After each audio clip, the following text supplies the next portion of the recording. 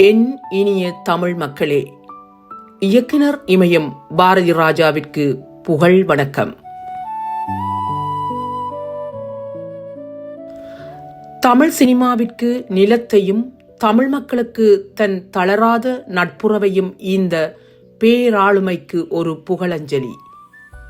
என் இனிய தமிழ் மக்களே என்ற சொற்களோடு என்றும் ஒலிக்கும் அந்த குரல் மௌனமாகிவிட்டது. 2026 ஜூன் 10 அன்று காலையில் சென்னையில் உள்ள ஒரு மருத்துவமனையில் சின்னச்சாமி பெரியமாயத்தேவர் என்ற இயற்பெயர் கொண்டவரும் இயக்குனர் இமயம் என்று மக்களால் போற்றப்பட்டவருமான பாரதி ராஜா தனது 84வது வயதில் காலமானார். அவரோடு ஒரு திரைப்பட உருவாக்குனர் மட்டுமல்ல, ஒரு தமிழ் மனச்சாட்சியும் விடை பெற்றிருக்கின்றது. கலைஞனின் கடமை என்பது திரையரங்க திரையின் எல்லையோடு முடிந்து விடுவதில்லை என்பதை ஆழமாக உணர்ந்தவர் அவர். அன்று காலை தமிழ்நாடு ஒரு பண்பாட்டு மற்றும் தனிப்பட்ட பேரிழப்பின் துயரத்தோடு விழித்தெழுந்தது. அவர் பிறந்த தேனியின் நெல் வயல்கள் முதல் அவர் தனது சொந்த கால்களால் நடந்து சென்று வரலாற்றில் என்றும் மறையாத நட்புறவை வெளிப்படுத்திய போரினால் சிதைந்த கிளிநொச்சியின் செம்மண் பூமி வரை பாரதி ராஜாவிற்கு தமிழ் அடையாளம் என்பது வெறும் முழக்கமல்ல, அது ஒரு வாழ்வியல் மரபு. அதை அவர் தனது திரைப்படங்களிலும் பொது வாழ்விலும் தாம் தேர்ந்தெடுத்த அரசியல் முக்கியத்துவம் வாய்ந்த வெளிகளிலும் சுமந்து சென்றார். நாம் இன்று அவரை பெரும் துயரத்தோடு மட்டுமல்லாமல் ஒரு மாபெரும் வாழ்வு தரக்கூடிய நிறைவோடும் நினைவு கூர்கின்றோம்.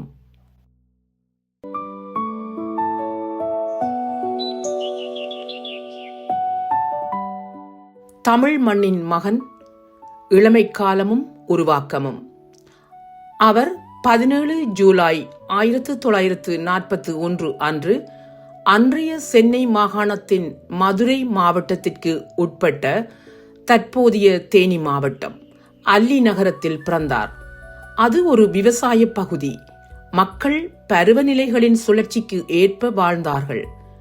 இளம் சின்னச்சாமி பிற்காலத்தில் தனது திரைப்படங்களை வரையறுக்கப் போகும் காட்சிகளாலும் ஒலிகளாலும் வாழ்வியலாலும் சூழப்பட்டு வளர்ந்தார். கிராமத்தின் தூசி நிறைந்த ஒற்றையடி பாதைகள், காய்ந்த நிலத்தில் பெய்யும் புது மழையின் மண் வாசனை மற்றும் சாதாரண மனிதர்களின் அசாத்தியமான உணர்வுகள் ஆகியவை அவரை செதுக்கின. அவர் திரைப்பட இயக்குனராவதற்கு முன்பு ஒரு சுகாதார ஆய்வாளராக பணியாற்றினார். தனது பணியின் ஒரு பகுதியாக தமிழ்நாட்டின் கிராமங்கள் முழுவதும் பயணம் செய்தார். அதுவரை நகரமயமாக்கப்பட்ட தமிழ் சினிமா எட்டி பார்க்க கூட நினைக்காத வெளிகளுக்குள் அவர் நடந்து சென்றார். அது வெறும் வேலை அல்ல, அது அவரது மக்களுக்கான கல்வி, அவர்களின் கண்ணியம், துயரம், அழகு மற்றும் மீண்டெழும் திறன் ஆகியவற்றை கொண்ட காலம். சினிமா ஆசை கொண்ட மற்ற இளைஞர்கள் சென்னையின் கவர்ச்சியை நோக்கி ஓடிய போது பாரதி ராஜா கிராமங்களின் ஆழத்தை நோக்கி ஈர்க்கப்பட்டார். தான் இன்னும் படமாக்காத ஒரு சினிமாவை தனக்குள் அவர் சேமித்துக் கொண்டிருந்தார். கன்னட திரைப்பட இயக்குனர் புட்டண்ணா கனகல், பி. புள்ளையா, எம். கிருஷ்ணன் நாயர் போன்ற பலரிடம் உதவி இயக்குனராக பணியாற்றியதன் மூலம் திரைப்பட துறையில் அவரது முறையான நுழைவு அமைந்தது. அவர் உற்று நோக்கினார், உள்வாங்கினார், காத்திருந்தார். அவரிடம் சொல்வதற்கு ஒரு கதை இருந்தது. அதை அவசரமாகவோ தவறாகவோ சொல்ல அவர் விரும்பவில்லை. நேரம் வந்தபோது அவர் அதை சொன்ன விதம் தமிழ் சினிமாவை நிரந்தரமாக மாற்றி அமைத்தது. 16 வயதினிலே தந்த புரட்சி புதிய தமிழ் சினிமாவின் பிறப்பு. செப்டம்பர் 15, 1977 தமிழ் சினிமா இனி பழையபடி இருக்கப் போவதில்லை என்பதை உணர்த்திய நாள். 16 வயதினிலே திரையரங்குகளுக்கு வந்து தமிழ் சினிமா உருவான காலம் தொட்டு நிலவி வந்த அனைத்து மரபுகளையும் உடைத்தெறிந்தது. தமிழ் திரைப்படங்கள் பெரும்பாலும் செயற்கையான படப்பிடிப்பு அரங்குகளுக்குள்ளேயே நாடகத்தனமான பாணிகளுடன் எடுக்கப்பட்டு கொண்டிருந்த காலத்தில் பாரதி ராஜா ஒரு தீவிரமான புரட்சியை செய்தார். அவர் தனது கேமராவை தூக்கிக் கொண்டு வெளியேறினார். அவர் நிஜமான கிராமங்களுக்கும் நிஜமான வயல்வெளிகளுக்கும் ஆறுகளுக்கும் சாலைகளுக்கும் சென்றார். தனது நடிகர்கள் அந்த பின்னணியில் வெறும் நடிப்பு திறமையை காட்டுவதை விடுத்து அந்த இடத்து மனிதர்களாகவே வாழ வேண்டும் என்று அவர் கூறினார். இத்திரைப்படம் மயிலு என்ற 16 வயது கிராமத்து பெண்ணையும் அவளது வாழ்க்கையில் குறுக்கிடும் இரு முற்றிலும் மாறுபட்ட இளைஞர்களையும், கமலஹாசன் ஏற்ற மென்மையான நலிவடைந்த சப்பாணி மற்றும் ரஜினிகாந்த் ஏற்ற முரட்டுத்தனமான பரட்டை ஆகிய கதாபாத்திரங்களையும் பின்தொடர்ந்தது. ஸ்ரீதேவி மயிலு என்ற கதாபாத்திரத்துக்கு தந்த இயல்பான பங்களிப்பு இந்திய சினிமாவில் ஒரு மாபெரும் மாற்றத்திற்கான தொடக்கமாக அமைந்தது. கமலஹாசன், ஸ்ரீதேவி, ரஜினிகாந்த் ஆகிய மூவரும் பிற்காலத்தில் சாதனை கலைஞர்களாக மாறுவதற்கு காரணமான இப்படம் ஒரு புதிய சினிமா மொழியை உலகிற்கு அறிவித்தது. அப்போது அதிகம் அறியப்படாத இளையராஜாவின் இசை தமிழர்களின் பண்பாட்டு நினைவின் ஒரு பகுதியாக மாறியது. செந்தூர பூவே போன்ற பாடல்கள் எஸ். ஜானகிக்கு சிறந்த பெண் பின்னணி பாடகருக்கான தேசிய திரைப்பட விருதை பெற்றுத் தந்ததுடன் தமிழர்களின் உணர்வுபூர்வமான நினைவுகளில் ஆழப்பதிந்தது. தமிழ் மண்ணின் மகனுக்கும் அதன் இசையை நன்கு அறிந்த ஒரு மேதைக்கும் இடையிலான அந்த தொடக்க கூட்டணி இந்திய சினிமா வரலாற்றில் மிகச்சிறந்த படைப்புகளை தந்த கூட்டணியாக உருவெடுத்தது. திரையரங்கு விநியோகஸ்தர்கள் இந்த திரைப்படத்தை தொட மறுத்து, இது ஒரு கிராமத்து வெள்ளந்தி படம், இதற்கு பார்வையாளர்கள் கிடைக்க மாட்டார்கள் என்று ஒதுக்கி தள்ளினர். ஆனால் அப்படம் 175 நாட்கள் ஓடி சாதனை படைத்தது. தமிழ் சினிமா இறுதியாக தனது சொந்த மண்ணை கண்டடைந்தது. தமிழ் நிலத்தின் திரைக்காவியங்கள். 16 வயதினிலே படத்திற்கு பிறகு அவர் அதன் சூத்திரத்தை மீண்டும் செய்யாமல் தனது பார்வையை மேலும் ஆழப்படுத்தினார். பாரதி ராஜா அடுத்த 4 தசாப்தங்களை தமிழ் கிராமிய வாழ்க்கையின் ஒரு காவிய சித்திரத்தை உருவாக்குவதில் செலவிட்டார். அதன் காதல், வன்முறை, சாதியம், உழைப்பு, நாட்டுப்புற மரபுகள் மற்றும் மனித கண்ணியம் ஆகியவற்றை தனது படங்கள் மூலம் பதிவு செய்தார். அதே நேரத்தில் சிகப்பு ரோஜாக்கள் 1978 அவரது பன்முகத்தன்மையை காட்டும் வகையில் ஓர் உளவியல் ரீதியான அதிர்ச்சியை அறிமுகப்படுத்தியது. அலைகள் ஓய்வதில்லை 1981 மனித வாழ்க்கையை வடிவமைக்கும் கட்டுப்பாடற்ற சக்திகளுக்கு கடலை ஒரு குறியீடாக பயன்படுத்தியது. நிழல்கள் 1980 வேலையின்மை மற்றும் கிராமப்புற இளைஞர்கள் எதிர்கொள்ளும் ஏமாற்றங்களை இடதுசாரி பார்வையோடு அணுகியது. ஒவ்வொரு படமும் அவர் உருவாக்கி வந்த சினிமா மொழிக்கு ஒரு புதிய பரிமாணத்தை சேர்த்தது. முதல் மரியாதை 1985 அவரது மிகச்சிறந்த படைப்பாக கருதப்படுகிறது. ஒரு வயதான கிராம தலைவருக்கும் ஓர் இளம் பெண்ணுக்கும் இடையே ஏற்படும் கட்டுப்படுத்தப்பட்ட சாத்தியமற்ற காதலின் கதையை சமூக ஒழுங்குமுறைகள் மற்றும் மனித ஏக்கம் ஆகியவற்றின் பின்னணியில் மிக நேர்த்தியாக கையாண்ட விதம் அதற்கு சிறந்த தமிழ் திரைப்படத்திற்கான தேசிய விருதை பெற்றுத்தந்தது. வேதம் புதிது 1987 சமூக கருத்துகளுக்கான தேசிய விருதையும், கருத்தம்மா 1994 பெண் சிசுக்கொலைக்கு எதிரான விழிப்புணர்விற்கான விருதையும், அந்தி மந்தாரை 1996 சிறந்த தமிழ் திரைப்படத்திற்கான விருதையும் வென்றன. கடல் பூக்கள் 2001 சிறந்த திரைக்கதைக்கான விருதை பெற்றது. அவரது தெலுங்கு திரைப்படமான சீதா கோக சிலுகா 1981 சிறந்த தெலுங்கு திரைப்படத்திற்கான தேசிய விருதை வென்றதன் மூலம் அவரது பார்வை மொழியியல் எல்லைகளை கடந்தது என்பதை நிரூபித்தது. மொத்தம் 6 தேசிய திரைப்பட விருதுகள், 4 தென்னக பிலிம்பேர் விருதுகள், 6 தமிழ்நாடு மாநில திரைப்பட விருதுகள், 1 நந்தி விருது என பல விருதுகளை பெற்றார்.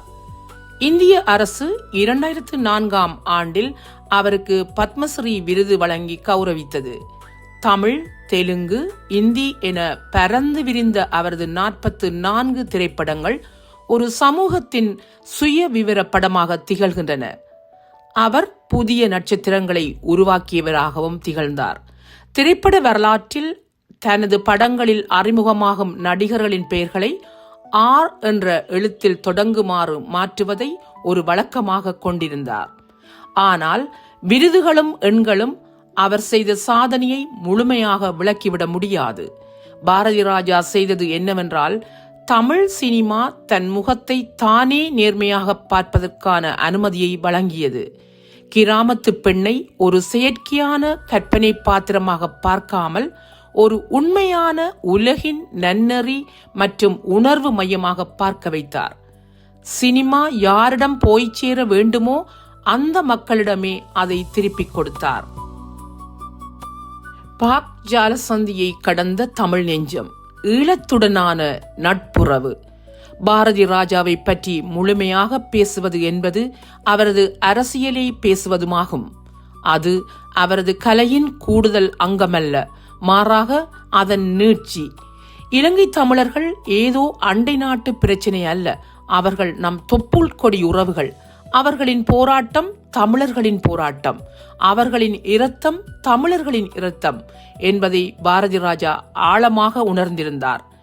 தமிழீழ விடுதலை போராட்டத்துடனான அவரது நட்புறவு ஏதோ தற்காலிக அரசியல் சூழலால் உருவானதல்ல. அது 2 தசாப்தங்களுக்கும் மேலாக துணிச்சலுடன் பொதுவெளியில் நிலைநிறுத்தப்பட்டது. குறிப்பாக 1991க்கு பிறகு இந்திய அதிகாரத்துவ சூழல் இப்போராட்டத்தோடு எவ்வித தொடர்பும் வைத்துக்கொள்ள தயங்கிய காலகட்டத்தில் பல இந்திய கலைஞர்களும் பொது ஆளுமைகளும் மௌனம் காத்தபோது பாரதி ராஜா அந்த மௌனத்தை உடைத்தார். வைகோ, நெடுமாறன், சீமான் மற்றும் கோடிக்கணக்கான தமிழர்களின் உணர்வுகளை பொது வெளியில் வெளிப்படுத்த துணிந்தவர்களோடு அவரும் தனது குரலை இணைத்துக் கொண்டார். அவர் பல போராட்டங்களில் பங்கேற்றார், திறந்த மடல்களை எழுதினார், பொதுக்கூட்டங்களில் உரையாற்றினார். 2008 மற்றும் 2009ஆம் ஆண்டின் இருண்ட நாள்களில் இலங்கை படையினரின் இறுதிப் போர் தமிழர்களின் தாயகத்தை சிதைத்து முள்ளிவாய்க்காலில் பல்லாயிரக்கணக்கான பொதுமக்கள் படுகொலை செய்யப்பட்ட போது பாரதி ராஜாவின் துயரம் தனிப்பட்டதாக மட்டும் இருக்கவில்லை, அவர் அதை பொதுவெளியில் வெளிப்படுத்தினார். கிளிநொச்சி பயணம். பாரதி ராஜாவின் அரசியல் வாழ்வில் போர் நிறுத்த காலத்தில் தமிழீழத்தின் தற்காலிக தலைநகராக விளங்கிய கிளிநொச்சிக்கு அவர் மேற்கொண்ட தனிப்பட்ட பயணம் மிக முக்கியமானது. ஈழ ஆதரவை வெறும் பேச்சுகளோடும் அறிக்கைகளோடும் நிறுத்திக் கொண்ட பலருக்கு மத்தியில் பாரதி ராஜா நேரடியாக தமிழீழ மண்ணிற்குள் அடியெடுத்து வைத்தார். அக்காலகட்டத்தில் கிளிநொச்சி ஒரு சாதாரணமான இடமாக இருக்கவில்லை. அது பள்ளிகள், நீதிமன்றங்கள், காவல் நிலையங்கள், மருத்துவமனைகள் என தன் சொந்த காலில் நின்ற ஒரு நிர்வாக கட்டமைப்பின் மையமாக திகழ்ந்தது. அங்கு செல்வது என்பது நான் இந்த நிலத்தை அங்கீகரிக்கிறேன், இந்த மக்களோடு நான் நிற்கிறேன் என்று தன் உடலால் பிரகடனம் செய்வதாகும். அந்த பயணத்தின் போது அவர் தமிழீழ விடுதலை புலிகளின் தலைவர் வேலுப்பிள்ளை பிரபாகரனை சந்தித்தார். வெவ்வேறு துறைகளில் தமிழர்களுக்காக தங்கள் வாழ்க்கையை அர்ப்பணித்த இரு ஆளுமைகளின் சந்திப்பு அது. பாரதி ராஜாவின் சினிமாக்களையும் அதன் தமிழ் மானுடத்தையும் நீண்ட காலமாக மதித்த பிரபாகரன் அவரிடம் ஒரு தனிப்பட்ட விருப்பத்தை வெளிப்படுத்தினார். பாரதி ராஜா என்றாவது ஒரு நாள் ஈழ விடுதலை போராட்டத்தை பற்றிய ஒரு திரைப்படத்தை இயக்க வேண்டும். தமிழ் மக்களின் சுயநிர்ணய போராட்டத்தின் உண்மையான வரலாற்று திரைவடிவில் கொண்டு வர வேண்டும் என்பதே அது. அந்த விருப்பம் 2009 பேரழிவால் நிறைவேறாமல் போனது. ஆனால் அது அவ்விருவருக்கும் இடையே இருந்த பரஸ்பர மரியாதையை காட்டுகிறது.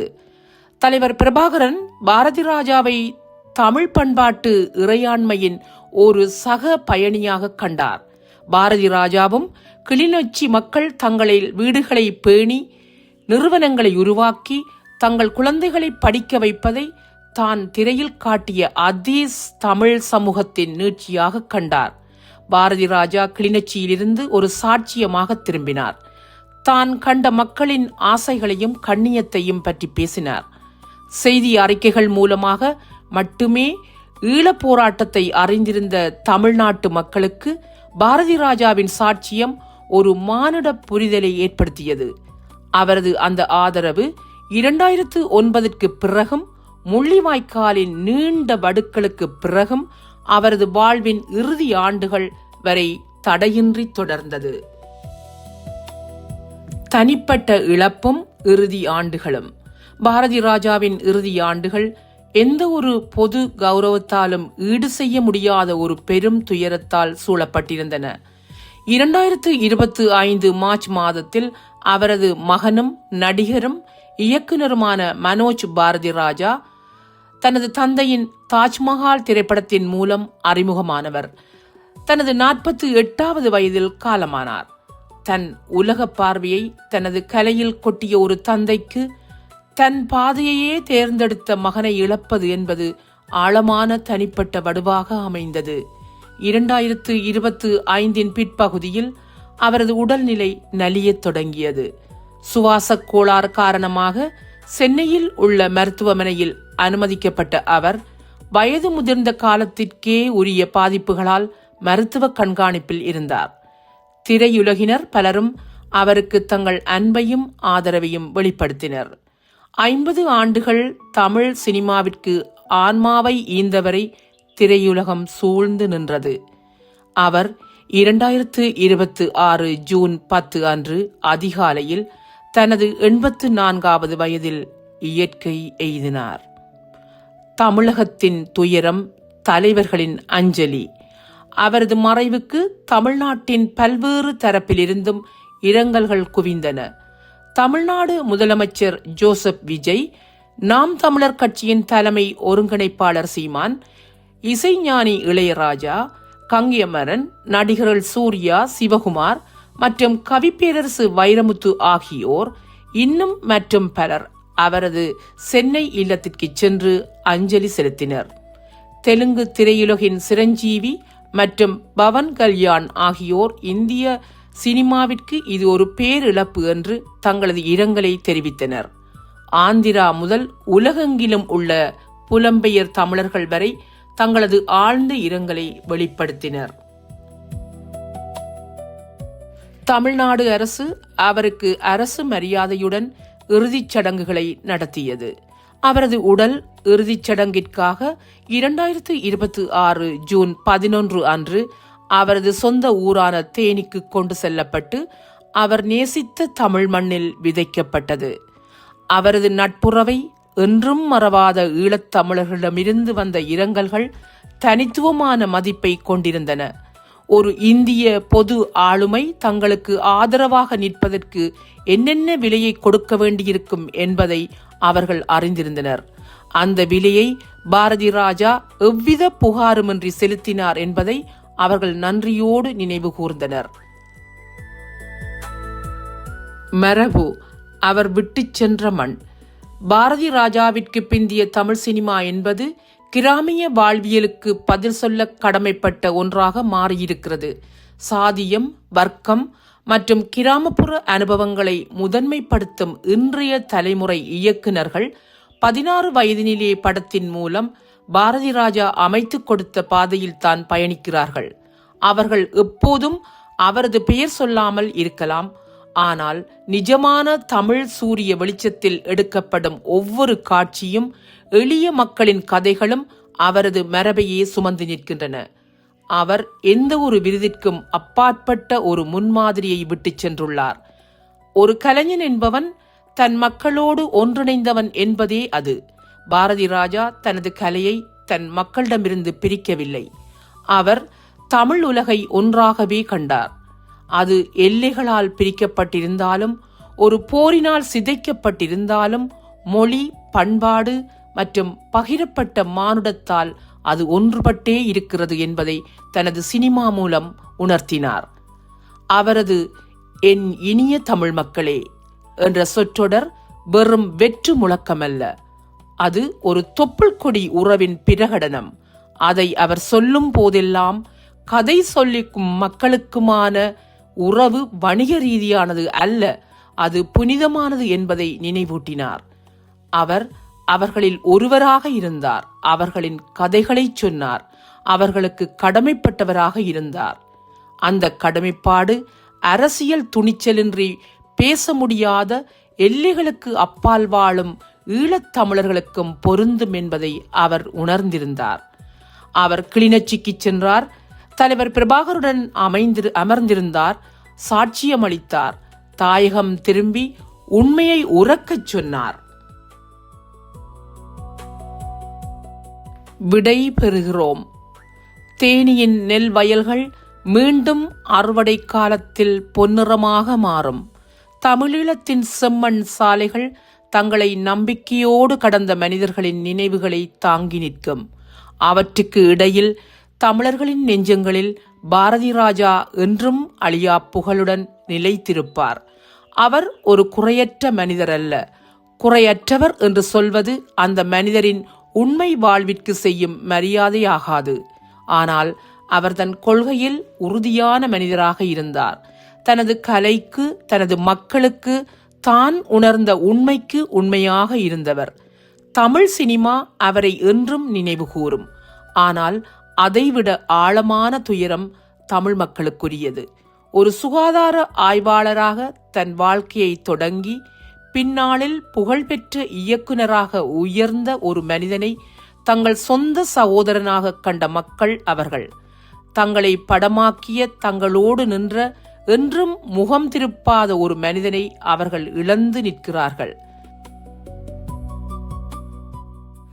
பாரதி ராஜா அவர்கள் விட்டுச் சென்ற கலை பேரரசை விடவும் அவர் ஒவ்வொரு முறை மேடை ஏறும் போதும் உதிர்த்த என் இனிய தமிழ் மக்களே என்ற அந்த 4 சொற்கள் காலத்தை கடந்து வாழக்கூடியவை.